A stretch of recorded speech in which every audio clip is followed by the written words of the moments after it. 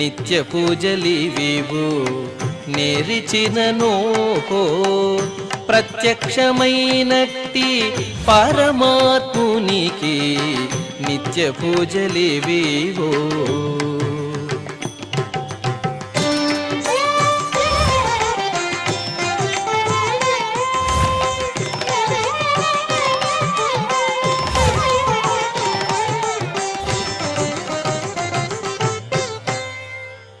ఓం నమో వెంకటేశాయ. శుక్రవారము, శ్రీ పరాభవనామ సంవత్సరము, ఉత్తరాయణము, గ్రీష్మ ఋతువు, అధిక జ్యేష్ఠమాసము, కృష్ణపక్షము, పంచమి తిథి, శ్రవణ నక్షత్రము, జూన్ 5, 2026.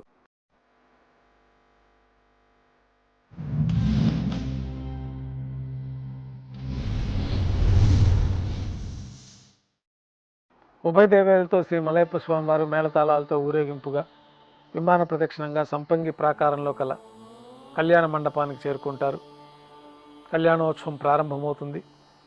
పుణ్యాహవచనము, అంకురార్పణ, రక్షాబంధనము, అగ్నిప్రతిష్ఠ, స్వామివారికి అమ్మవార్లకి కళ్యాణోత్సవం సందర్భంగా నూతన పట్టు వస్త్రాల సమర్పణ, మహాసంకల్ప పఠనం, మాంగళ్యాలకి అభిషేకము, ఆరాధన పూర్తయిన తర్వాత శ్రీవారి తరఫున అమ్మవార్లకి మాంగళ్యాల సమర్పణ గావించి, ఈ సందర్భంగా శ్రీవారికి అమ్మవార్లకి కర్పూర నీరాజనాన్ని సమర్పించి విశేషమైన హోమాలతో పూర్ణాహుతి పూర్తి అయిన తర్వాత మాలా పరివర్తనం అనే కార్యక్రమాన్ని నిర్వహించి ఉభయ దేవేలని శ్రీవారి చెంతకు చేర్చి, ఈ సందర్భంగా అక్షతారోపణం అనే వైదిక కార్యక్రమాన్ని నిర్వహించి కర్పూర నీరాజనము, నైవేద్యము, తిరిగి కర్పూర నీరాజనంతో కళ్యాణోత్సవం పూర్తి అవుతుంది.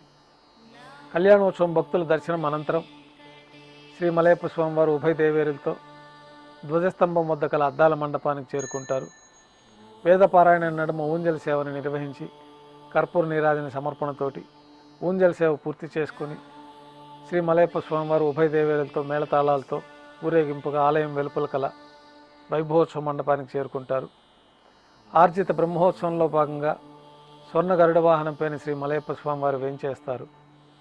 కర్పూర నీరాజన సమర్పణతోటి స్వర్ణ గరుడ వాహన సేవ పూర్తి అవుతుంది. హనుమంత వాహనంపైన శ్రీ మలయప్ప స్వామివారు వేంచేస్తారు. కర్పూర నీరాజన సమర్పణతోటి హనుమంత వాహన సేవ పూర్తి అవుతుంది. పెద్ద శేష వాహనంపైన శ్రీ మలయప్ప స్వామివారు వేంచేస్తారు. కర్పూర నీరాజన సమర్పణతోటి పెద్ద శేష వాహన సేవ పూర్తి అవుతుంది. ఉభయ దేవేరులతో కలిపి శ్రీ మలయప్ప స్వామివారికి కర్పూర నీరాజన సమర్పణతోటి ఆర్జిత బ్రహ్మోత్సవం పూర్తి అవుతుంది. సాయం సంధ్య వేళలో 1000 దీపాలతో అలంకరించబడి ఉన్న సహస్ర దీపాలంకరణ సేవ మండపానికి ఉభయ దేవేరులతో శ్రీ మలయప్ప స్వామివారు చేరుకుంటారు. వేదం, గానం, నాదం నడుమ సహస్ర దీపాలంకరణ సేవ నిర్వహించి నక్షత్ర నీరాజనము, కర్పూర నీరాజన సమర్పణతోటి దీపాలంకరణ సేవ పూర్తి అవుతుంది. శ్రీ మలయప్ప స్వామివారు ఉభయ దేవేరులతో 4 తిరువీధుల ఉత్సవం జరుపుకొని భక్తులను అనుగ్రహించి శ్రీవారి ఆలయంలోకి చేరుకుంటారు. ఆలయంలో నైవేద్యం పూర్తయిన తర్వాత గర్భాలయంలో వేయించేస్తారు. వెంటనే రాత్రి తోమాల సేవ ప్రారంభమవుతుంది. ఉదయం సమర్పించిన పుష్పమాలికలన్నీ సళ్లింపు చేసుకొని గర్భాలయాన్ని శుద్ధి చేసుకొని బంగారు పంచపాత్రలో శుద్ధ జలాన్ని నింపుకొని శ్రీ వైకానస భగవత్ శాస్త్రోక్తమైన విధానంలో శ్రీవారికి ఉత్సవమూర్తులకు ఉపచారాలు నిర్వహించి కొత్త పుష్పమాలికలతో శ్రీవారికి ఉత్సవమూర్తులకు అలంకరణ జరిపి చతుర్వేద మంత్రాలతో మంత్రపుష్పాన్ని సమర్పించి నక్షత్ర నీరాజనము, కర్పూర నీరాజనంతో రాత్రి తోమాల సేవ పూర్తి అవుతుంది. తులసీ దళములతో అష్టోత్తర శతనామార్చన నిర్వహించిన తర్వాత రాత్రి నైవేద్యంలో భాగంగా అన్నప్రసాదాలు, పన్యారాలు, దోశ, ఘంటానాదం మధ్య శ్రీవారికి నైవేద్యంగా సమర్పించి తిరువీసన నైవేద్యం పూర్తయిన తర్వాత భక్తులని సర్వదర్శనానికి అనుమతిస్తారు.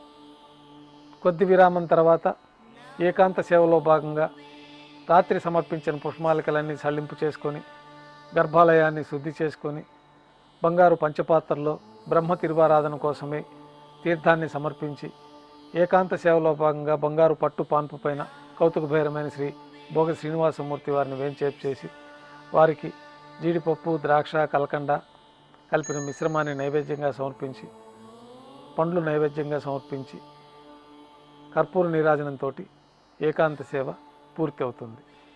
ఓం నమో వెంకటేశాయ.